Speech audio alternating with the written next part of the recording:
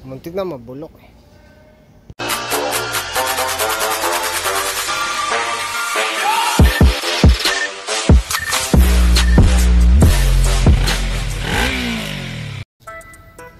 Ito yung nasikaso ko nakaraan na carb. Yung binutas ko yung fuel screw kasi nabarahan siya. Putik, super problem. Naputulan ng dalawa eh. Dalawa yung putol. Ando yan sa loob. Alright. Tingnan natin. Ayun nga oh. Okay ba? Ito. Okay naman pala ito eh. Ito okay din. Ito yung isa lang. Saan yung napunta yung isa? Dito ko pala yung screw. Dito ko nahugot yun eh. Pero okay naman eh. Butas eh. Baka nahulog na yun. Dalawa eh. Ang putol. Ayan yun. Ginawa ko na lang doon. Sinara ko na lang yung fuel screw na yung kung saan ko binutas kasi sobrang laki nun eh. Tapos yung iba naka 2 turns lang. Okay naman. Grabe bulok na ito. Mukhang matagal lang nakatambak talaga eh. Halata naman doon sa carb, puro parang tinubig eh.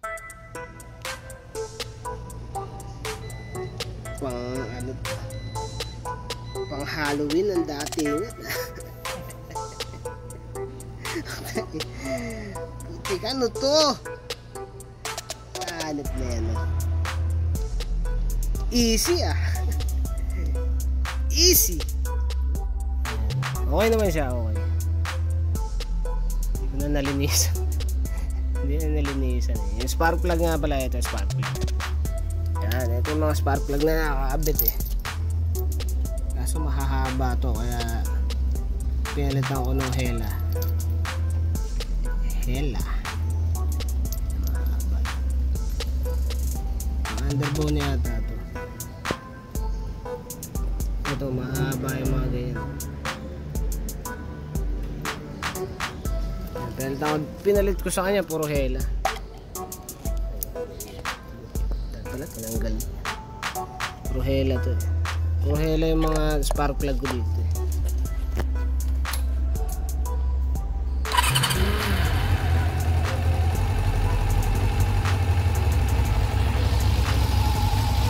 Tahimik no.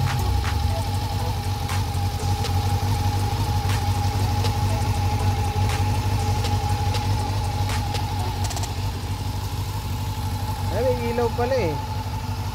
Sobrang hina. Ano yun? Park yata. Meron ba itong headlight? Ano ba yun? Yun na pala yun. Park light niya.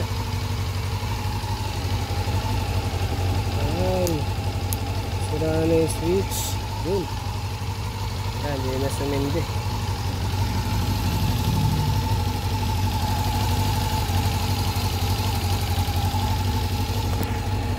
Ako lang yung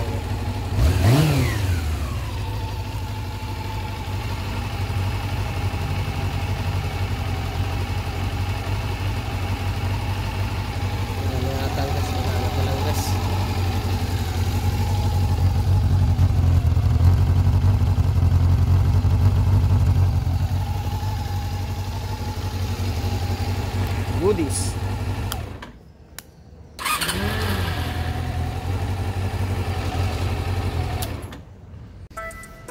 So yun, okay na to eh. Ni-road test ko na rin. Yun nga lang, yung mga, syempre, mga preno, medyo naninikit, yung mga bearing siguro. Ito chain, mukhang nasikaso na ng tropa eh. Mukhang nalangisan na. Ito nga pala yung sa, sa diaphragm. Yan, hanggat maaari, ipagpare-parehasin nyo lang. Kasi pagka magkakaiba yan, syempre magkakaiba rin ng behavior, magkakaiba ng response. Yan, pati yung mga needle, syempre. Itong dalawang to hindi kaparehas dun sa kasi PB1 to eh. Usually pag PB1 yung dalawang butas dito eh. Yung dalawang medyo malaking butas dito. Meron pang isa, hindi ko alam kung anong model yun, yung isang butas lang dito sa taas. Hindi ko alam kung para saan yun. Chatdog. Yung fan, hindi ko pa na-testing. Hindi ko pa na-testing lahat ng electrics na to. Yun lang, ignition pa lang. Tsaka yung carb. Yung charging, hindi rin. Charging nito. Hindi na original yata ito. Hindi ko alam kung original pa. Mainit ang kailangan testingin din to. Mainit nga sobrang init. Tingnan natin kung goodies tong ay putik di nga.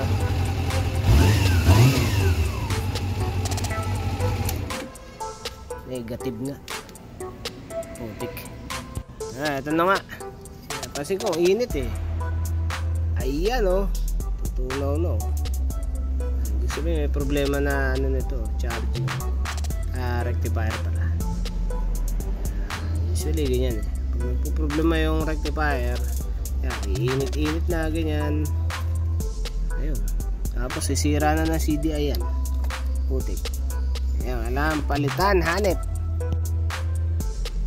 So, yun, kailangan palitan yung rectifier Tatanong ko pa yung may-ari nito kung papapalitan niya na dito. Ito nga pala, pag mga ganitong mga medyo matagal na hindi na papasindi, siguro may change oil na rin ganyan. Tapos flashing ng tubig o coolant. Pati ito binubuksan ko para mabugaan din yan. Tsaka ito pinaguhugot ko itong mga yan. Tsaka yun, para ma-flashing ng maayos yung sa block, sa water gallery niya dito. Ayun, okay na to. Pwede na pauwiin. Sila na tumira niyan, putik.